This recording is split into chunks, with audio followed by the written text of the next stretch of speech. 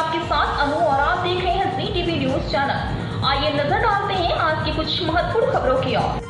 Siyaram foundation Ahmedabad की ओर से आनंद तालुक की 51 बेटियों का सामूहिक विवाह आयोजित किया गया।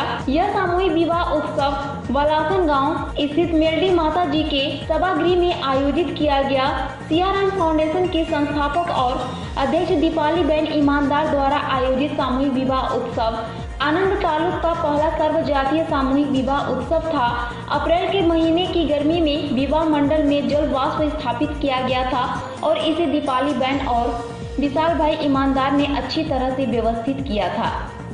शादी में कुल 10,000 लोगों को दावत दी गई थी। इस सामूहिक विवाह में गुजरात के 51 मशहूर कलाकार जोड़े को आशीर्वाद देने पहुंचे, जिनमें कृति दान गढ़वी, हकाभा गढ़वी और जिग्नेश बारोट भी शामिल थे।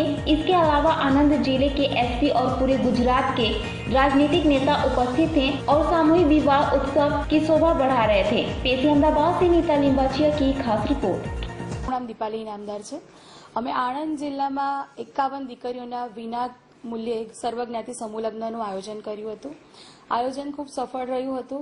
તેમજ અમારા લગ્નમાં આપણા ગુજરાતના લોકલાડીલા ગાયક કલાકાર શ્રી કીર્તિદાનભાઈ ગઢવી તેમજ જિગ્નેશભાઈ બારોટ અને હકાભાઈ બારોટ પણ આવ્યા હતા। સાથે સાથે આચાર્ય મહારાજ અને સ્વામિનારાયણ વડતાલ ધામના ઘણા બધા સાધુ મહંતો પણ આવ્યા હતા। તેમજ આણંદ જિલ્લાના એસપી સાહેબે પણ અહીંયા હાજરી આપી હતી અને 51 દીકરીઓને આટલા મોટા મંચ પર બધાએ આશીર્વાદ આપ્યા હતા। એ બદલ હું ખૂબ એમનો આભાર વ્યક્ત કરું છું। સાથે દીકરીઓ સમૂહ લગ્નમાં જે લગ્ન કર્યું એમણે અને એમને એવું ન થાય કે ભાઈ અમારા લગ્ન અમે મધ્યમ વર્ગના છીએ તો અમારા લગ્ન સમૂહ લગ્નમાં થાય છે અને દરેક દીકરીને એમ એક સપનું હોય છે કે હું જ્યારે લગ્ન કરું ત્યારે ફૂલોની ચાદરમાં બેસીને મંડપમાં જઉં, તો એનું પણ સિયારામ ફાઉન્ડેશને ખૂબ ધ્યાન રાખ્યું છે। સાથે સાથે આટલી ગરમી હતી, ગરમીમાં લગ્ન હતા અને ખૂબ ગરમી ન લાગે લોકોને તેના માટે અમે સ્પ્રિંકલરની પણ સારી એવી વ્યવસ્થા કરી હતી, જેના કારણે ટેમ્પરેચર પણ ડાઉન થયું હતું અને કોઈને ગરમીનો અહેસાસ નહોતો થયો।